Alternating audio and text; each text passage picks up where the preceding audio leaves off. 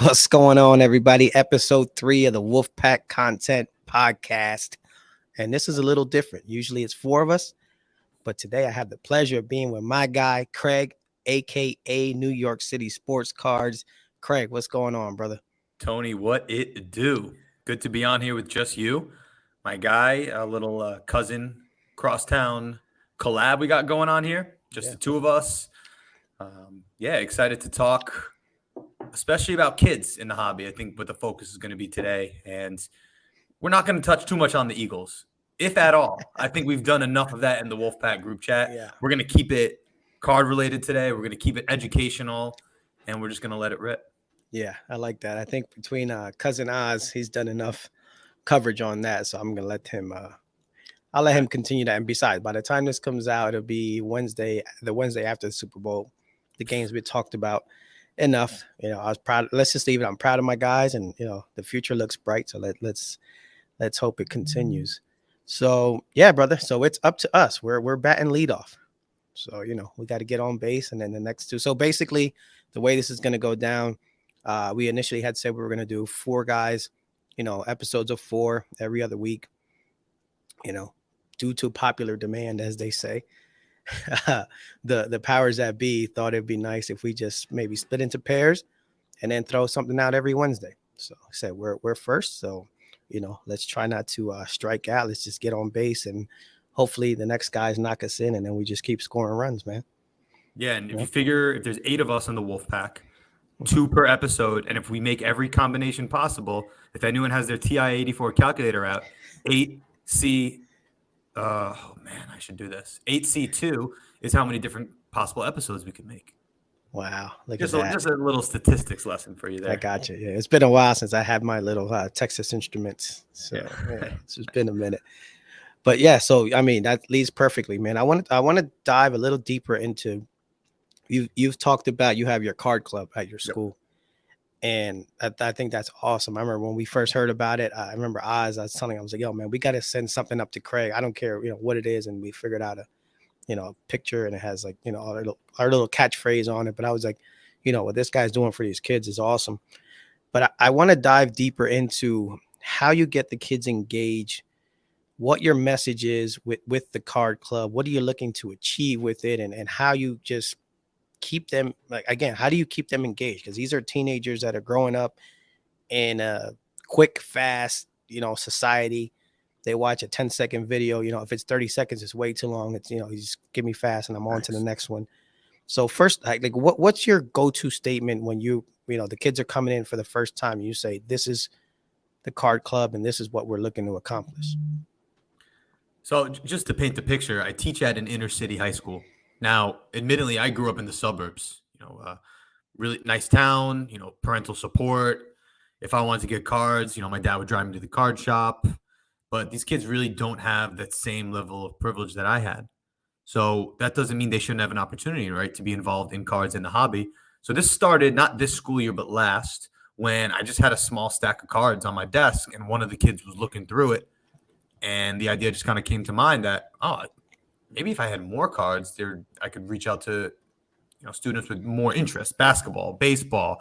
I got students who like F1, UFC, you name it. And the timing was perfect because it was the first school year we were back together after COVID, and these students needed a sense of community. They had been home for a couple years. So going to school was one thing, but what's something that they could be involved in where they feel like togetherness, where they're blocking out all the noise, just like we're doing right now. So I had reached out to the hobby community.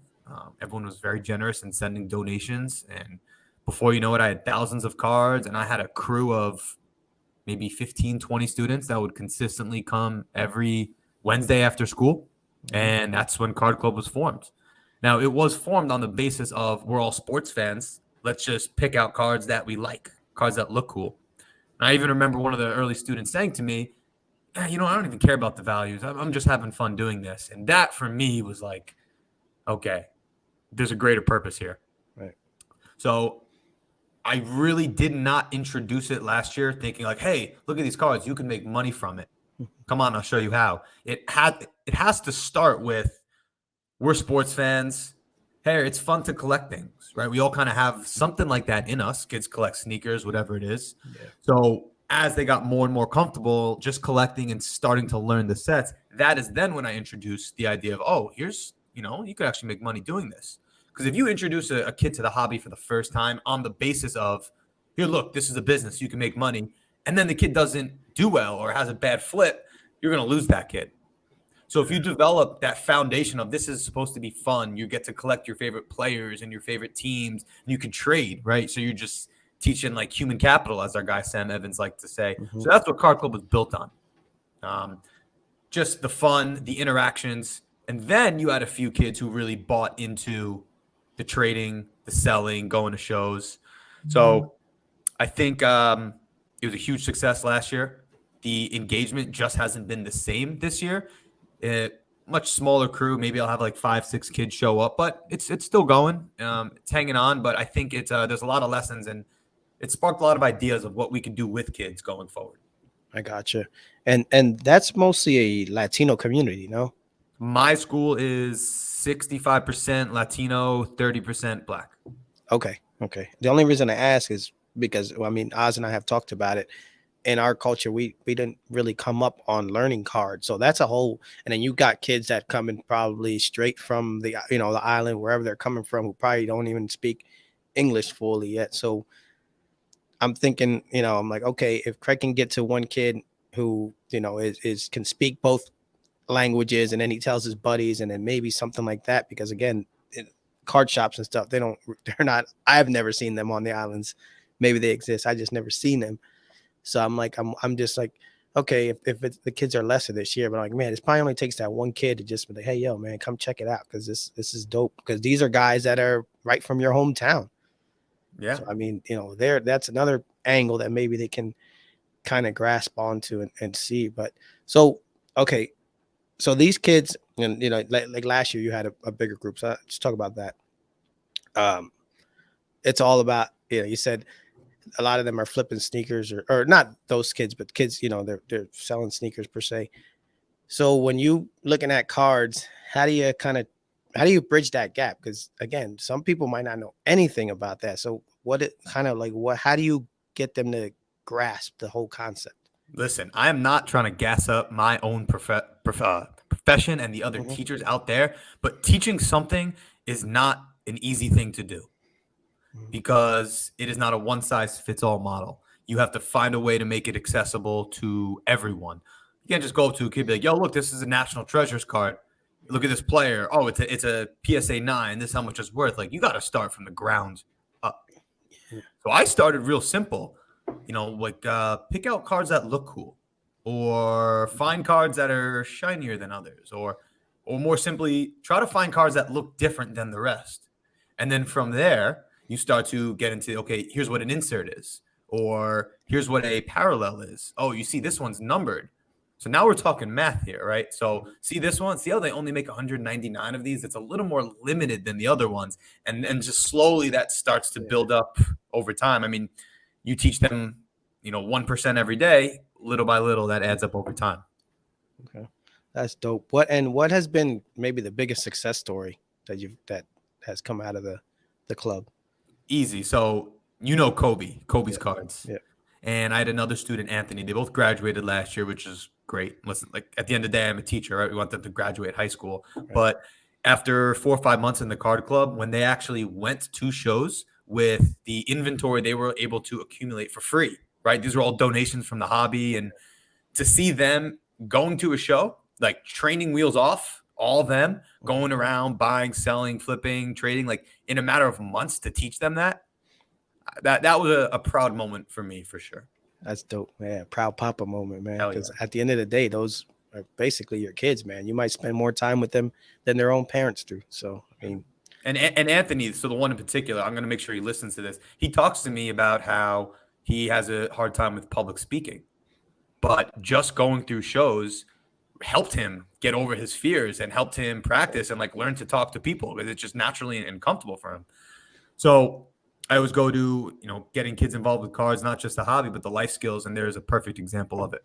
Yeah, that's dope. Yeah, I mean, we always say it's more than just cards, and that's exactly it, man. So it kind of transitions right into our next topic that we wanted to talk about, and you had brought this up, and it was Michael Rubin, and I'll let you kind of set the stage on this because this is like his statement here, and I'll read it and I'll let you take it from there. But he said, "We will do more for the card industry this year than has been done in the last 7 years," and then he goes on to expand on that point. But just talk about what he was talking about and what you think he's going to be doing as to back that statement up. Yeah. To add a little context, Michael Rubin, Philly guy, by the way, shout out Yeah, Philly, uh, incredibly successful businessman. And I would say a lot of his ventures are very philanthropic, a lot to do with like the reforms, jail reform on arrests and like pardoning people who are in for like petty crimes. So he's a good human being, and he's the CEO of Fanatics. So he talked about it was in an interview with the Full Send podcast. So you know like Full Send, the Nelk yeah, Boys. That's yeah, not really my thing, right? But who does that attract? The audience. That's yeah, like your 16 to 26 year olds. I mean, yes, how yeah, important is it to get that group into the hobby? So check one is smart of him for going on that podcast and talking about it. But he mentioned how there's no marketing or no promotion of the hobby, which is true. Have you ever seen a commercial for Panini or a commercial for no, cards or gone to a ball game and seen a poster somewhere for a box break? Never. no, no. It's almost like you find out about cards by accident. He said luck was the exact Based, word that okay, he used. Yeah. okay, yeah. That's how I've never to this day I've never seen any advertisement, anything anywhere. It was just because one day a kid showed up at school with cards. Word of mouth, right? That's kind of Yeah. it. Hmm. So he talked about marketing, and I don't know exactly what that's going to look like, but you would imagine it's going to show up more places now because everyone knows the brand Fanatics. But now, okay, what's going to happen? We start seeing advertisements related to cards. And so, what was the point that you brought up about what it can mean to see cards in arenas and what that would look like? Yep. Yeah. I think like I'm a big proponent of that. And I'm just writing something here because I want to ask you about something. But yeah, I think arena exclusives. You imagine like, you have a Madison Square Garden exclusive, Oof, exclusive give set, me exclusive that. card, whatever it is, that's gonna drive people to the arena and B again promote the hobby. And I think that was mentioned about seeing cards in arenas. I don't know any as far as arena exclusives, but I think that would be dope. I really do because I just think I remember. I don't know if you're familiar with the McFarlane figures. Oh, They yeah. were the sport, yeah, and then they used to have the national exclusive where they would have at the national, and they would have I know the figure that was only being sold there, so that kind of added to. And I remember there was Super Bowl exclusives as well that were sold in and around the Super Bowl host site. And I would love to see that for cards, man. I just think it's dope. It drives hype and just something to chase. We all love that chase, so why Yep. not, Yep. go to a game and then get something? And surprisingly, we're 15 minutes in and we have not yet mentioned opening packs. So did you open packs as a kid? Uh, yeah, well, eventually, 25-cent packs, stuff like that Sure. I found. But yeah, But and I it mean was never at a hobby shop. But yeah, no, yeah, never. that's what hooked me as a kid. It Yeah, was opening packs. We yeah, all got a little gambler in us, a little sure. thrill of the unknown, if you will. So in Card Club, a lot of the fun we had was Bleecker Trading in particular. It was very generous in donating boxes to us. So every once in a while, maybe every few weeks, I'd pull out a box and we would rip it live. And you should, Yeah, or you got to yeah, see these kids who are like, street kids. yeah, Some of them have, whatever they got going outside of school, they right. got going on. But you bring these kids together, sitting around in a circle, opening packs of cards, and they're laughing, smiling. Like it was Yeah. amazing. It So brings back like an innocence, man. They're yeah, just being yeah. kids and having a good time. They're not worried about hustling out there and doing. Yeah, But I bring that up to say, if we want to see marketing, we want to see cards in arenas. Here's just an idea I'll throw out there. Maybe there's a little Fanatics store, mhm, and every kid 12 and under gets a free pack. I like that. mean, You get Yeah, a free pack. And then within the store, obviously, you could sell singles, you could sell other packs, you could sell other boxes. But how do you reel a kid in? Here's a pack, open it. Hey, you can even get autographs and stuff in here. yeah, yeah. That'd be dope. Again, there's so many people there, and I think it's a home run. And but we'll see. Maybe they're listening. So could that be the next hobby boom? Because Something, something, yeah. I don't think we're going to see something like we did 2 years ago. But could that be the next thing where it's like, and then we see stuff hit, not to the moon, but on its way. Well, COVID was so all of a sudden, like Yeah, we had this boom out of nowhere. I would think with Fanatics taking over all these licenses, it's going to be a little more of a slow rise. And as you start to see advertising more and more, you start to see it hopefully implemented into arenas, which to us seems like such an obvious move.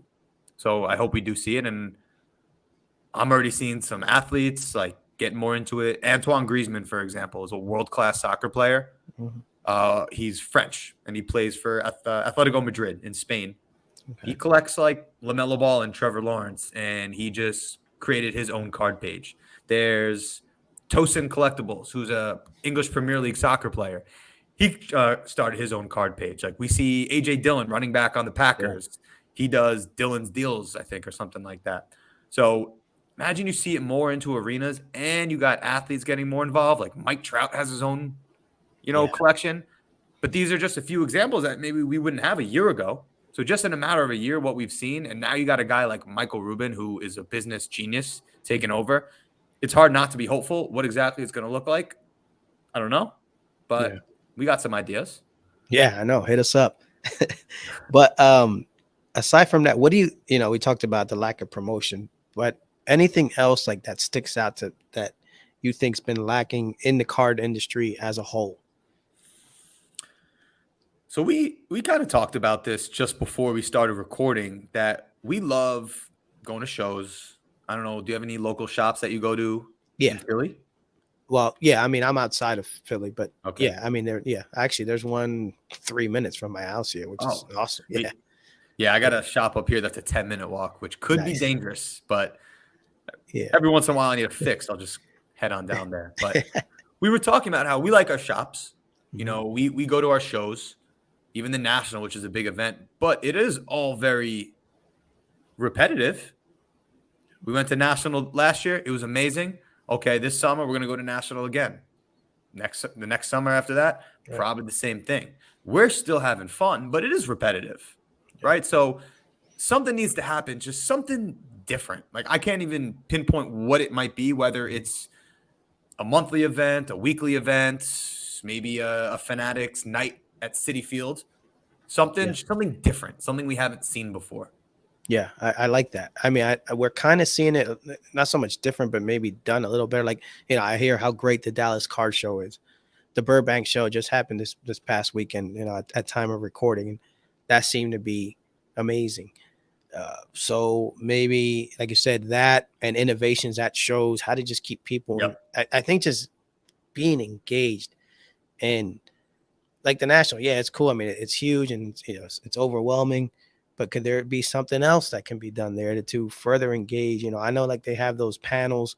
I would like to see them maybe a little bit more intimate, just say, and because some of that stuff, and maybe it is something where Fanatic sits down with collectors, regular everyday collectors like us. So just I think anything to get people more engaged and break that, yeah, it is kind of monotonous.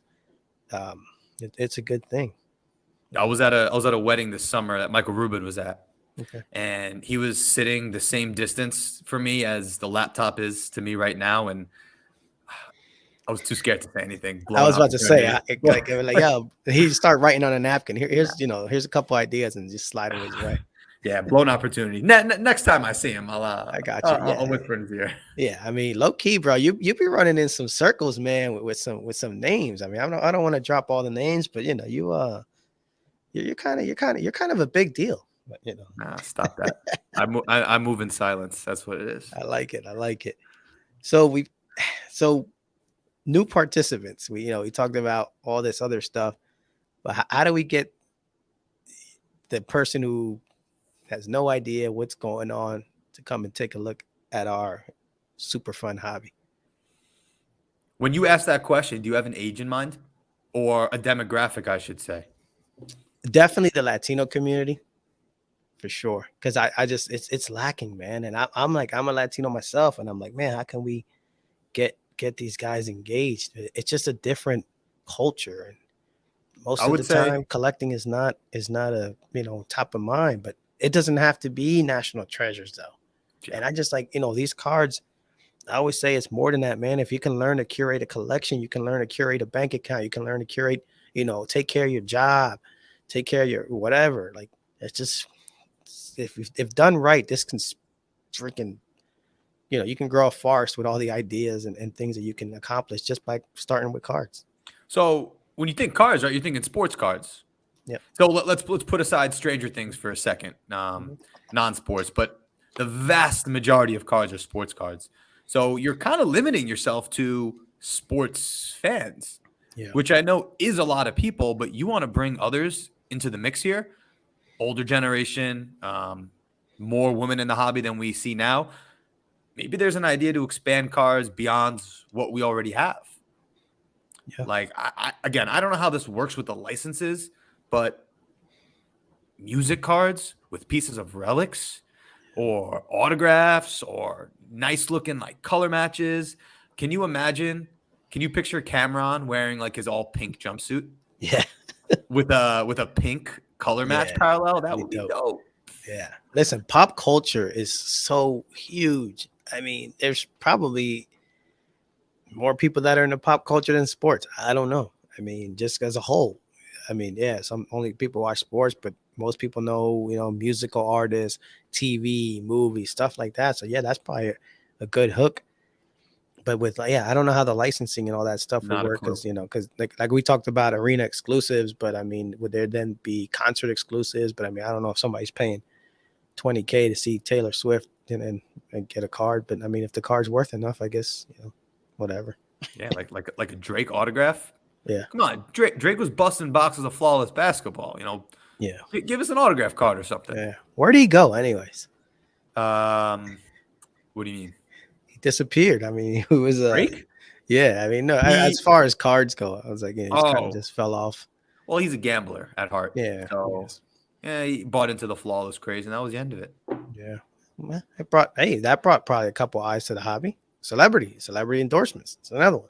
Yep. So there's so many ways, man, that and then we'll see what Ruben does, but he's on to something, man. I think it's kind of a travesty that we don't see any marketing promotion for cards. I mean, if there would have been, I probably would have never got out of it. Like I didn't even, once I stopped collecting in the late 90s, for me, for all intents and purposes, cards were dead. I didn't even know until, then the boom happened. I was like, oh crap, maybe if I would have seen commercials or something, it would have just been, oh, maybe I'll pick up a card here and there. But Let me ask you this: are you like me, where going to a show you get like a special rush?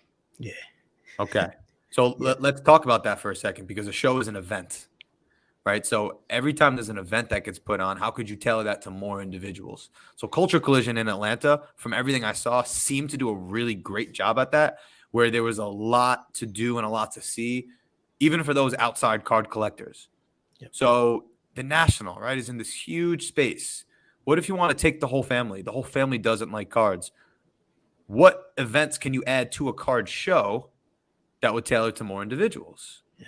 I I don't know. love I that. don't have the answer. Just throwing questions out there. Yeah, yeah. No, I like that format too. That Prism guy has at Culture Mhm. Collision, and something very similar to what we were trying to put together for the National. And, we'll talk about that at some point when we get that all that ironed out. But yeah, I think it's when you combine cards, music, pop culture. He had basketball games, which get a little dicey, but besides that, there's all kinds of stuff to engage, and there's cards.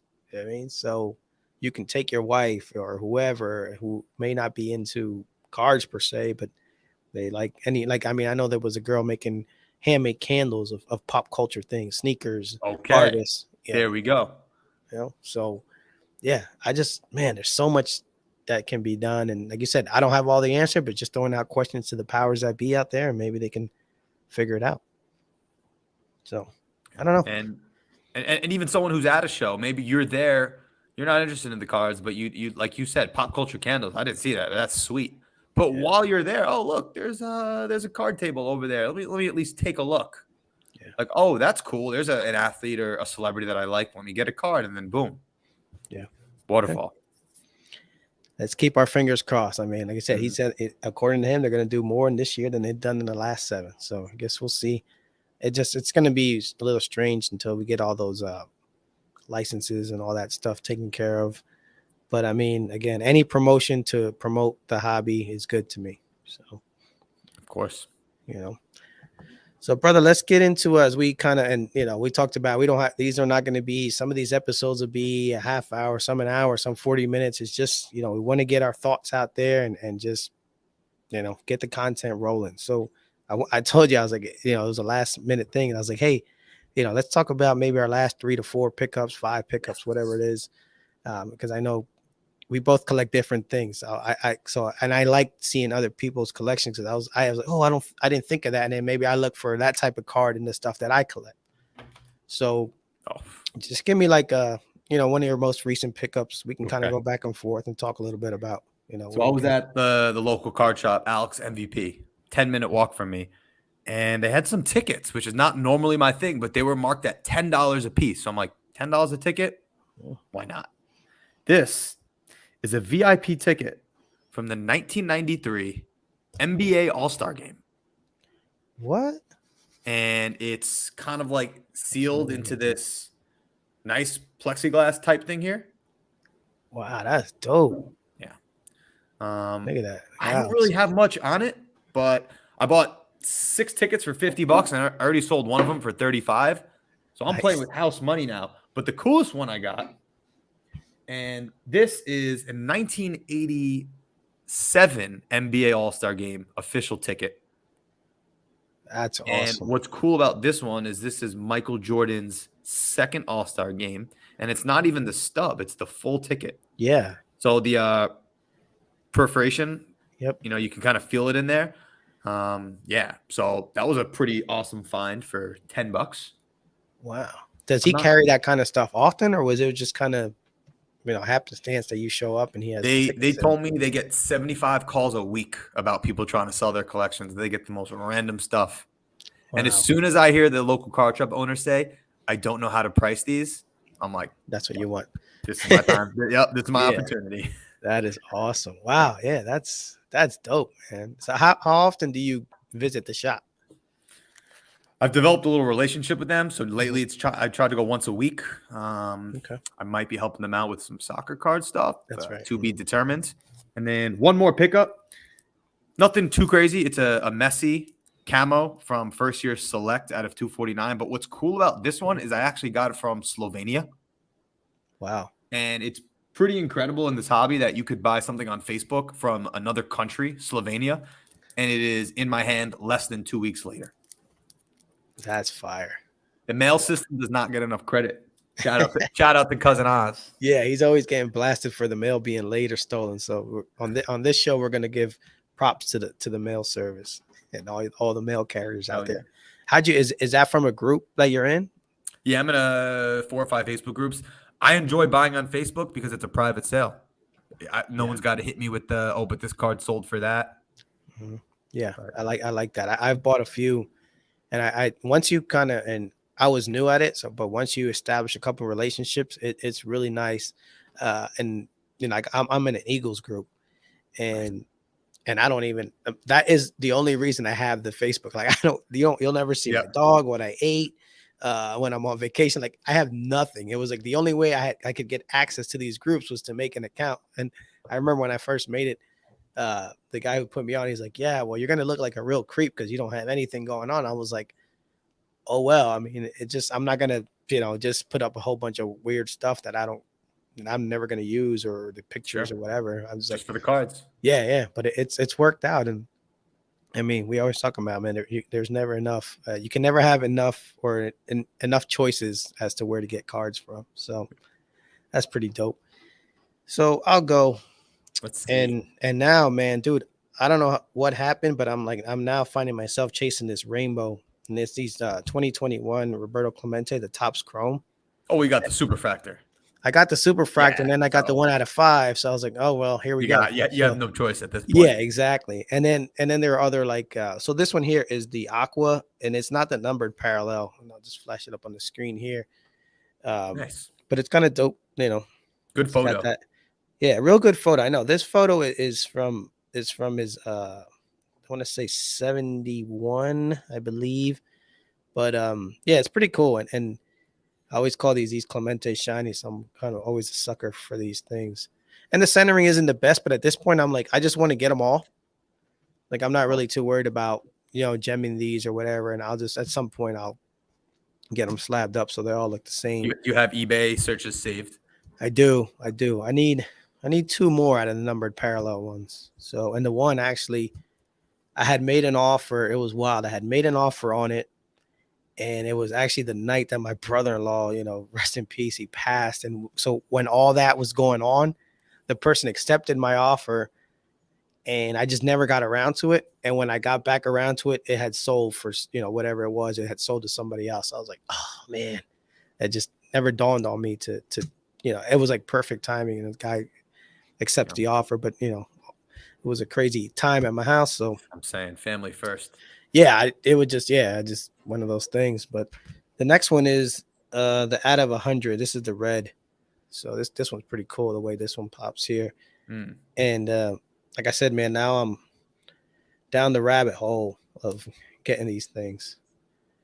That was from Topps Chrome products. Yes. Yes.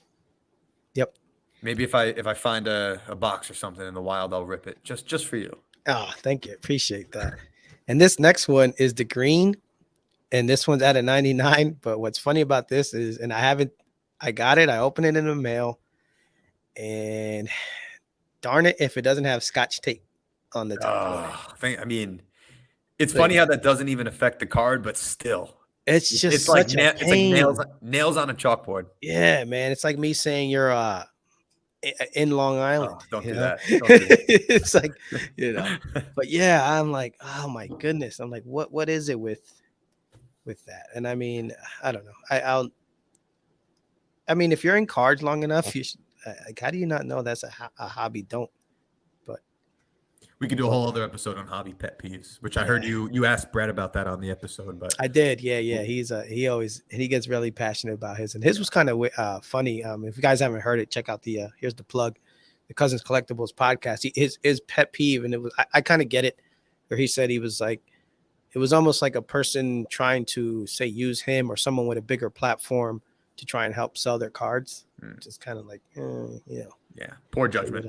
yeah, a little bit, but and this next one is taking me back to when I was a kid, man. So I started with like 86, 87 tops around there. But the Jose first, Canseco. no, this is not even, this guy doesn't even play sports. He's not even a real person. So the first set that I went after to try and get all of them was Ninja Turtles, brother. Sick. And here we have my man, Leonardo. And it was just one of those things where I'm like, I don't know why, but I'm gonna get them all. And I have the other ones. The other two came today, and then I have the Donatello on the way. It just reminds me of back when I was a kid, man. Like nostalgia drives the way I collect big time. And I I have remember on the back of this, you had the puzzle. This is before my time. Although I Okay, did well, play, I have vivid memories of playing Ninja Turtles on Game Boy Pocket. nice, nice. That was a good Well, one.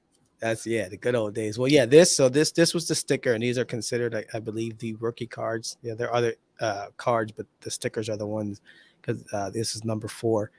But yeah, on the back of it is a puzzle, and if you collected all the cards, you can build this puzzle. And I remember as a kid trying to build this puzzle, and the packs were 25 cents, and I had like a real fat stack of cards, and I could never finish it. But now I'm like, you know what? I'm gonna get all four turtles. They're all in PSA 9s, which is nice. So that's just a Oh, little sweet. little kid in me, man. I have And a friend named Michelangelo. Actually, Really? one of my best friends. Nobody believes him when he says that's his name. That's dope. And the last ones, they're kind of if you can look, wait, this thing is always Yeah, backwards. it's always Yeah, inverted. yeah. This way, Oh, the right letter. there. Yeah, the letters. So that spells eagles. And that I found the one letter by accident the one day on eBay, and I'm like, what is this? And I'll grab one. Is that 2008 Topps Letterman? It is. Yep. 2008 Topps Letterman. And I just found the one, and I'll put, the E was the first one that I found on eBay, and it was just one of those related searches. And it has my guy Randall Cunningham on it. And the first time I was like, what is this? I made it mission number one to finish this. And Yeah, that's sweet. they're out of 100, and not a lot of them pop up. And every single one that popped up on eBay, I bought, as well as through the Facebook group. There was a guy who helped me out. The last two letters I needed was the A and the S, and I was able to actually get that. And it got here the Friday before the Super Bowl, which was perfect timing. It's fun to look at. Yeah, it's pretty cool. So I want to get them. I don't know, maybe I'll get them slabbed up, but I think it'll look cool if I ever set up at a show and I put it up, at the top of my case or something, or in the middle or something like that. But I just think it looks cool. They're not game use patches or anything like that, obviously. But it's all aesthetic. Yes, yeah. I think it just looks cool, and just like it was nice to accomplish that too. I was like, you set out those hobby goals, and when you hit them, it's like, oh man, look at me. So it's kind of I like when I check off these little missions that I'm doing. So Clemente Rainbow up next. Yeah, hopefully. Like I said, there's one on eBay right now, man, but the center is really jacked, and the guy's what's crazy. He's a little off on his price, so I don't know. I'll keep it in mind, but I mean, for the centering, which always kills me, dude. I'm like, how are we? Doesn't make sense. It doesn't make sense at all. It's all computerized. Maybe the printing presses mess it up on purpose for just so we don't have PSA 10s everywhere. Hey, listen, that could be. I don't want to put a tinfoil hat on, but Michael Rubin, there's an idea for you. Let's work on that centering stuff. Because I mean, I don't know, the machine, and if they're set up, they shouldn't be as off centered as some of these are, in my opinion. I'm no machinist, but I mean, to be all the way to the left, to the right, I'm like, come on, man. I don't know, but I've kind of become a PSA 10 snob myself, so. All right. Well, hey, you're like, you're no longer drinking 40s on the corner. You like that fine wine. I got you. Once you get a taste of it, that's it. For sure. But hey, brother, so we're going to wrap it up. But before we do, let everybody know where they can find you and Carmine and all the great stuff you guys got going on. Yeah, so I am New York City Sports Cards on Instagram. My boy Carmine is Carmine's Cards on Instagram. And together we have a podcast called Crosstown Cardboard. It's a lot of C's. It's a whole lot of C's in the last two sentences. But yeah, give us a listen. Let us know what you think. We're part of the Wolfpack. So I think everyone within this group here is just putting out good quality, positive, collector-driven content. Yep. Couldn't agree more.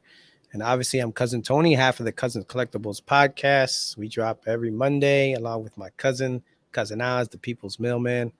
So, definitely check us out. And this, the Wolfpack, we have the Instagram handle, the _ Wolfpack _ content. So definitely give that a follow and check us out. Like Craig said, man, we're just a bunch of guys talking hobby, trying to keep it positive, keep it fun, and keep it moving. Yeah, and it's a complete ripoff from The Hangover, but we own it. But we own it. Oh, hell yeah. Yeah. Cheap. What the guy say? A cheap knockoff for sure. Yeah. The cheaper, the better. I like it. Yep. But so, yeah, man, with that said, we're going to wrap it up. Again, we appreciate everybody checking us out, and just keep collecting. Boom. Peace out.